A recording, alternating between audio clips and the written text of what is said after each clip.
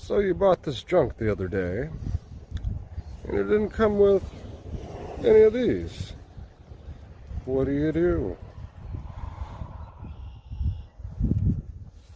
Well, first, you're going to want to take and run this, we go hot wire all the way around the carburetor and the linkage for possible chances of fire, all the way up over here to the battery.